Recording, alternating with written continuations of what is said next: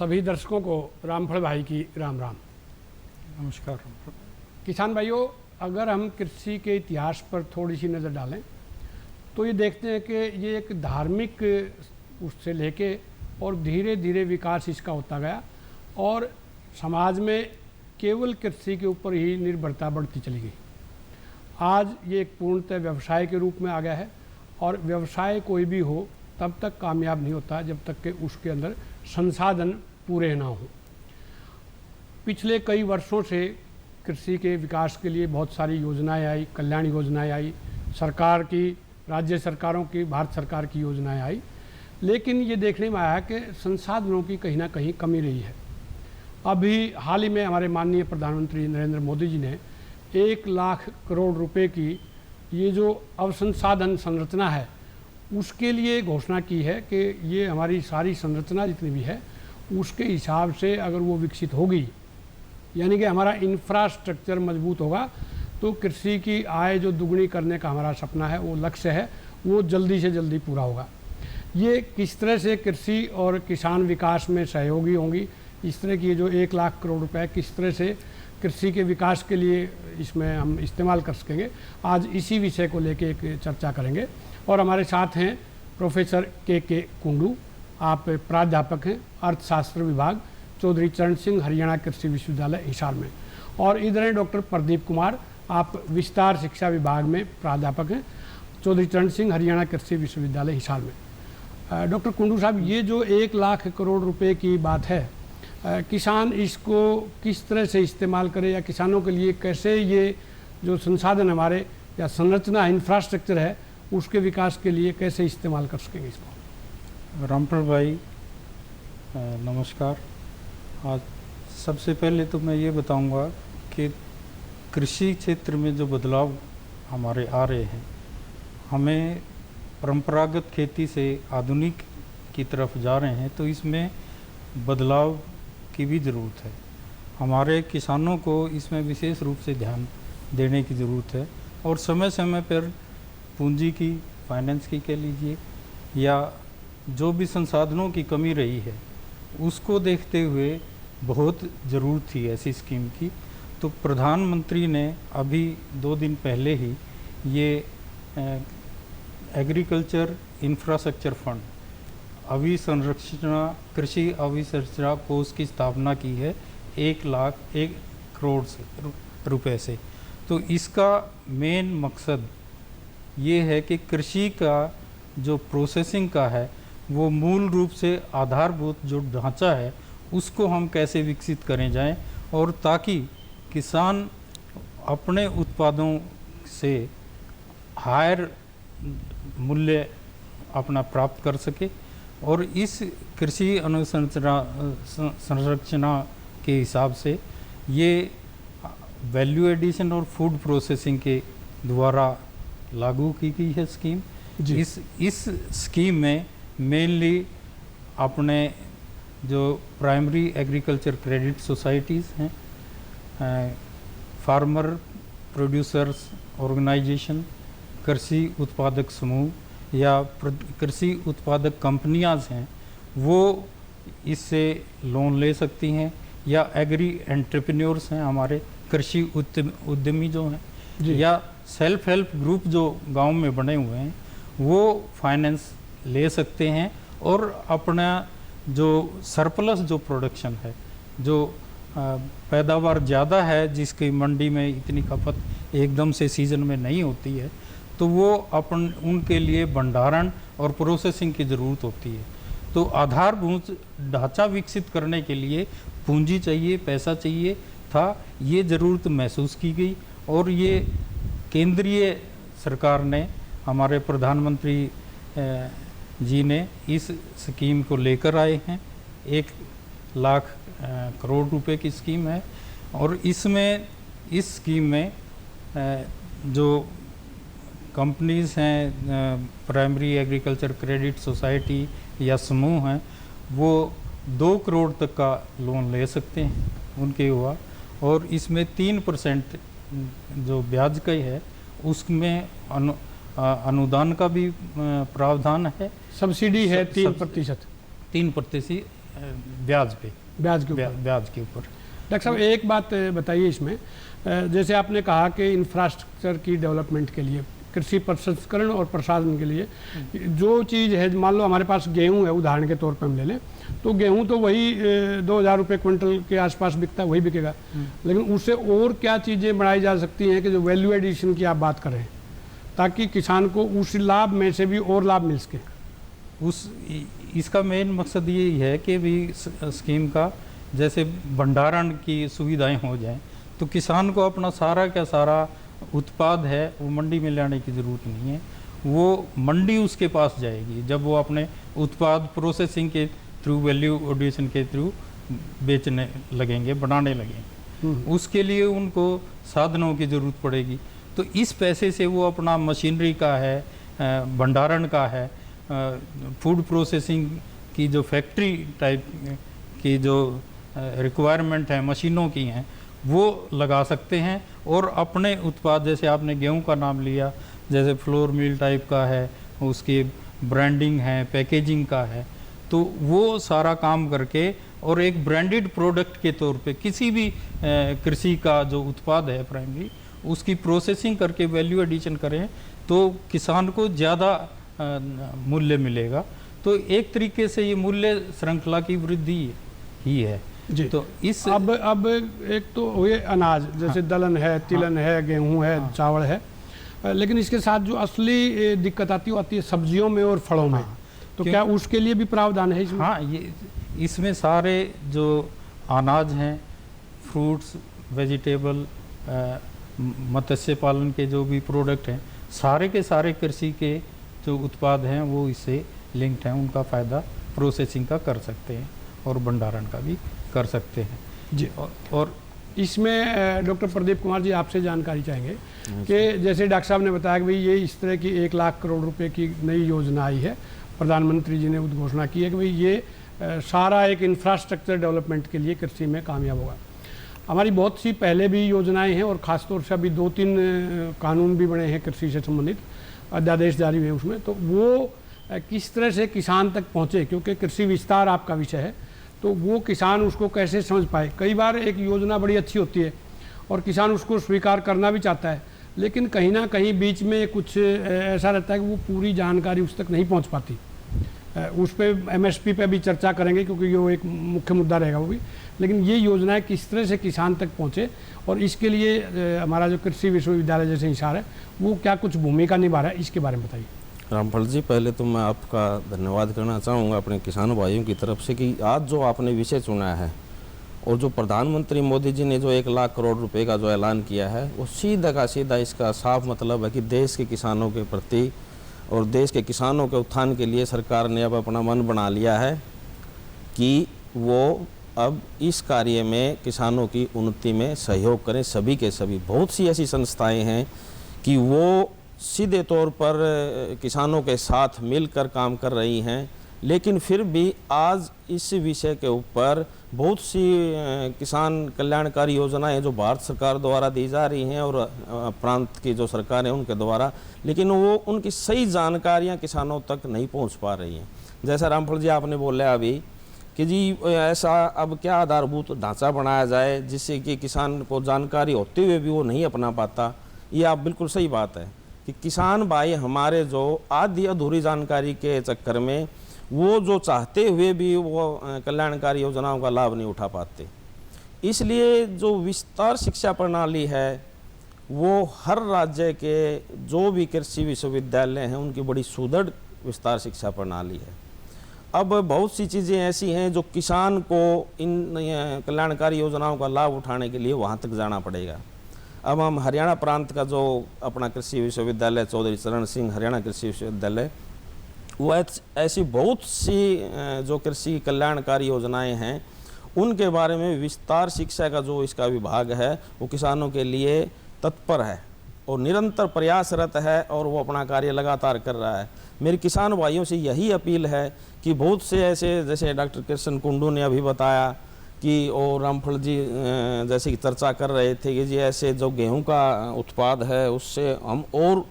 क्या क्या चीज़ ऐसी बना सकते हैं कि किसान की आय में वृद्धि हो। तो ऐसे प्रशिक्षण हमारे जो कृषि विज्ञान केंद्र हैं, मैं ये पुनः किसान भाइयों से अनुरोध करूंगा कि अपने कृषि विज्ञान केंद्रों से के वैज्ञानिकों से संपर्क करें और वहाँ पे ऐसे बहुत सारे प्रशिक्षण दिए जाते हैं जिनको हम व्यावसायिक प्रशिक्षण बोलते हैं कि किसान भाई अपना कोई छोटा मोटा लघु उद्योग लगा के अपने जीवन यापन का जो तरीका है उसको और अच्छे से बढ़ा सकता है। तो ऐसे बहुत सी कल्याणकारी योजनाओं के बारे में प्रशिक्षण दिए जाते हैं, जैसे कि अभी जो जिक्र हुआ कि गेहूं से क्या क्या बनाया जा सकता है और भंडारण में क्या क्या हो सकता है, फलों का, सब्जियों का, और जो पुरुषों के साथ साथ जो नव युवक युवतियाँ गांव ग्रामीण अंचल में रहते हैं उनके लिए भी ऐसे बहुत सारे प्रशिक्षण हैं। उनका फ़ायदा तभी होगा, अब जैसे आधुनिकता की बात चलती है तो आधुनिकता में प्राचीनता, जो हम अमूमन बात करते हैं कि भाईचारा बढ़ाना है, भाईचारा बनाना है, तो बहुत सारे जो ये कल्याणकारी योजनाएं हैं इनमें भाईचारा तभी बनेगा जब आप समूह बना के काम करेंगे, और समूह तभी बनेगा जब आप किसी कल्याणकारी योजना में रुचि दिखाकर और फिर कोई कार्य अपनाएंगे, और वो तभी संभव हो सकता है जब आप कृषि विज्ञान केंद्रों के संपर्क में आएँ। डॉक्टर कुंडू साहब, आपसे जानकारी चाहेंगे कि जैसे 3-4 अभी नए कानून आए हैं कृषि से संबंधित, ख़ास तौर से एक तो एमएसपी को लेके जो कम से कम लागत मूल्य के ऊपर है, तो वो थोड़ा सा आपसे विस्तार से जानकारी चाहेंगे, क्या किस तरह से ये किसानों के लिए कल्याणकारी है? रामफल भाई, मैं इसके बारे में अभी चर्चा करूंगा बाद में। उससे पहले इसी स्कीम के बारे में थोड़ा सा विस्तार से मैं बताता हूं। ये एग्रीकल्चर इंफ्रास्ट्रक्चर फंड जो स्कीम है, योजना प्रधानमंत्री जी लेके आए हैं, तो ये स्टार्टिंग में इसी साल 2020-21 में 10,000 जो करोड़ है रुपया है, ये सैंक्शन किया गया है केंद्रीय कैबिनेट से अप्रूव करके, और इसमें ये सभी राज्यों में लागू होगी। इसके अलावा अगले 3 सालों में 30,000 करोड़ जो है फंड इस योजना के तहत सैंक्शन होगा, जिसका लाभ किसान भाई उठा सकते हैं अपने इंफ्रास्ट्रक्चर को मजबूत करके, और इसी के तहत वो अपने भंडारण की जो संसाधन को सुविधाएं हैं या साधनों का विकास कर सकते हैं, फूड प्रोसेसिंग का कर सकते हैं, ऑर्गेनिक फूड के जो है प्रोडक्ट्स हैं उनका विस्तार कर सकते हैं। और इसके अलावा ये जो अभी इनिशियल में 1,000 करोड़ जो महाराष्ट्र, गुजरात और कर्नाटका में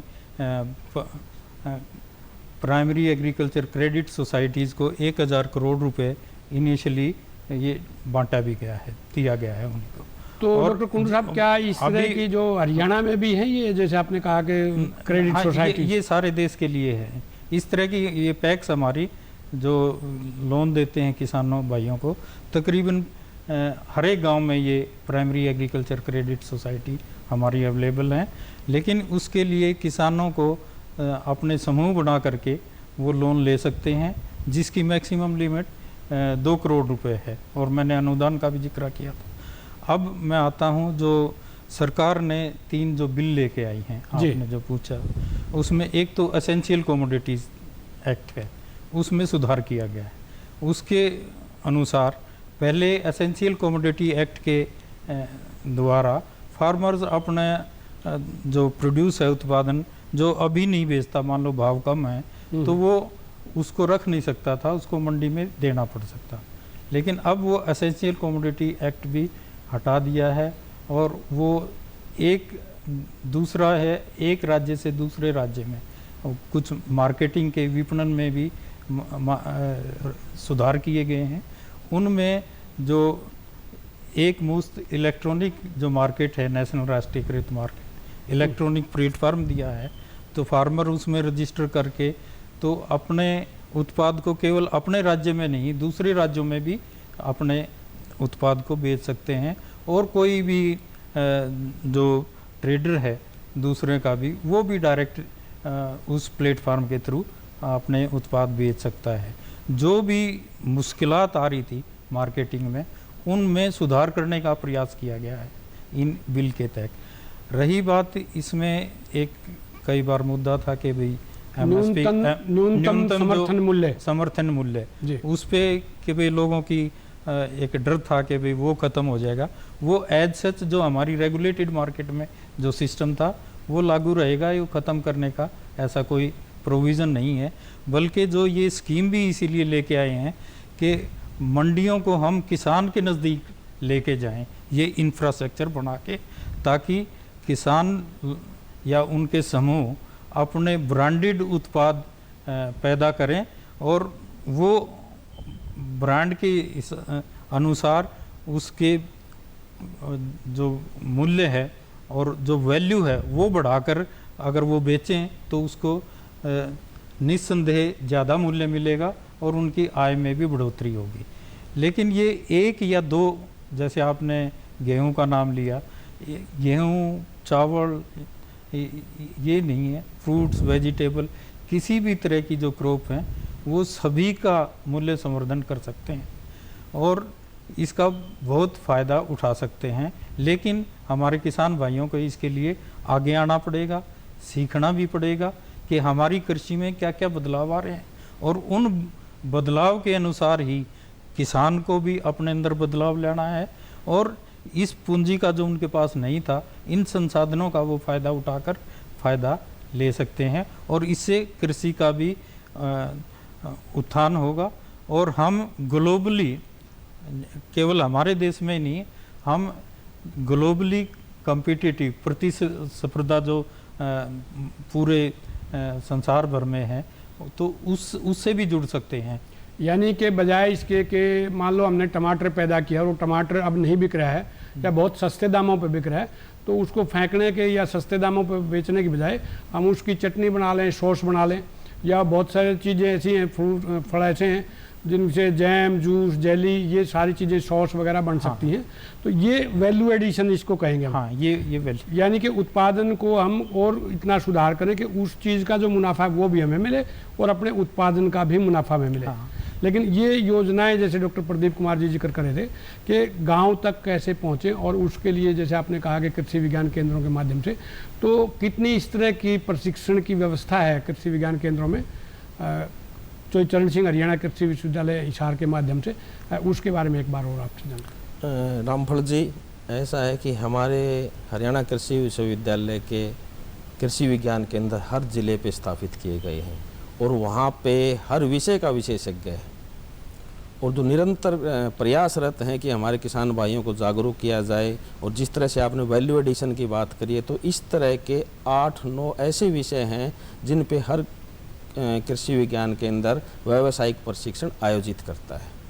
बस यही, जैसे डॉक्टर कृष्ण कुंडू ने अभी बताया कि किसान भाइयों को आगे आना पड़ेगा, खुद जागरूक होना पड़ेगा, वो कृषि विज्ञान केंद्रों पर जाएं और इनके बारे में जानकारी लें, तो अपने आप ही जो प्रधानमंत्री जी की जो योजना है वो सफल होगी। और वो तभी जब होगी जब किसान भाई खुद जागरूक होंगे, खुद जाके पूछेंगे जी हमें किस किस तरह का। अब मैं बहुत सारे किसान भाइयों को कई बार फील्ड में जाता हूँ तो बाजरे का जो एक्सीलेंस सेंटर है वो हमारा HCU है, हरियाणा कृषि विश्वविद्यालय। किसानों भाइयों को पता ही नहीं है इसका, लेकिन जिस भाई को हम बताते हैं तो बड़ा रुचि लेके पूछता है। अब किसान भाई जब भी, अब बाजरे की पौष्टिकता सभी को पता लग गया है कि कितनी हो आज के दिन में। तो अब बाजरे को जब गांव में रोटी बनाते थे तो जिस दिन रोटी बनती थी उसी दिन आटा पिसाई करते थे। अब किसान भाइयों को ये नहीं पता है कि बाजरे को अगर भिगो के अगर फिर पिसाई करें सुखा के तो बाजरे का आटा कभी ख़राब ही नहीं होता। तो इस तरह की जागरूकता के लिए किसान भाइयों को आगे आना पड़ेगा और बार बार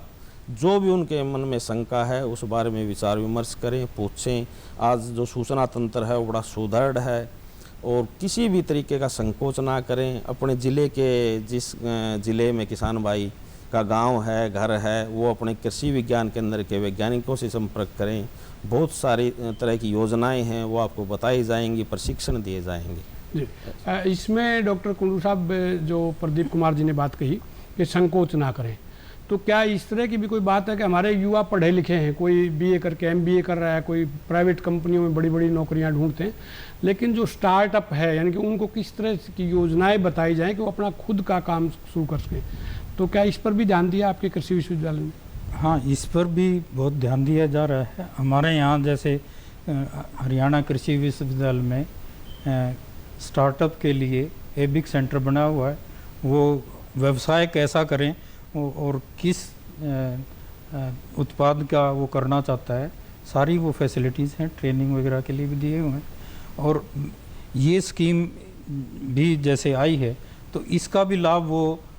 स्टार्टअप के माध्यम से ले सकते हैं अपना समूह बना के।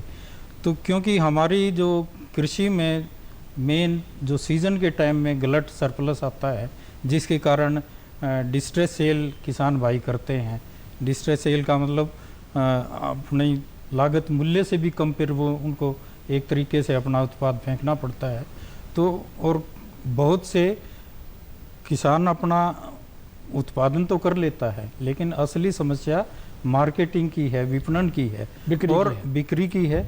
और पोस्ट हार्वेस्ट लॉसेस जो पेरिशेबल कमोडिटीज़ हैं, फ्रूट्स हैं, वेजिटेबल हैं, उनमें बहुत ज़्यादा हैं, 25 से 35% तक के हैं। तो अगर हमारे पास ये संसाधन इंफ्रास्ट्रक्चर डेवलप हो जाएगा तो और उसके थ्रू हम भंडारण भी कर सकते हैं, फसलों का ही नहीं, हमें रेफ्रिजरेटेड वैन्स वगैरह हैं वो भी ले सकते हैं, साइंटिफिक कूल चेन हाउस हैं वो बना सकते हैं इसके थ्रू। और जो फार्मर प्रोड्यूसर्स समूह जो बने हुए हैं तो वो अपने उत्पाद को सीज़न के हिसाब से रख के भंडारण करके, और जब उनकी मांग है तो उस मांग के अनुसार अपने उत्पाद को बेच सकते हैं और मूल्य ज़्यादा मूल्य प्राप्त कर सकते हैं। आप तो दोनों जो वैज्ञानिक हैं, इनकी एक बात जो मोटी समझ में आई किसान भाई, वो ये है कि जो पहले जैसे कोल्हू का लाना था हमारा, एक आदमी तो कोल्हू चला नहीं सकता, इतना लंबा चौड़ा काम था। 10-20 परिवार इकट्ठे होकर और वो अपना टाटा बांध लिया करते और पीपे भर दिया करते और गुड़ का बंटवारा बिल्कुल ठीक हो जाया करता है। यानी कि एक तरह से वो एक कंपनी की तरह से काम करता था कोल्हू हमारा। आज उसी विषय पे फिर लौटना पड़ेगा हमें कि हम बजाय अकेला एक किसान जूझे उस चीज़ से, समूह बनाएं, वो समूह अपना इंफ्रास्ट्रक्चर पैदा करे, यानी कि संरचनात्मक जो ढांचा उसको तैयार करे,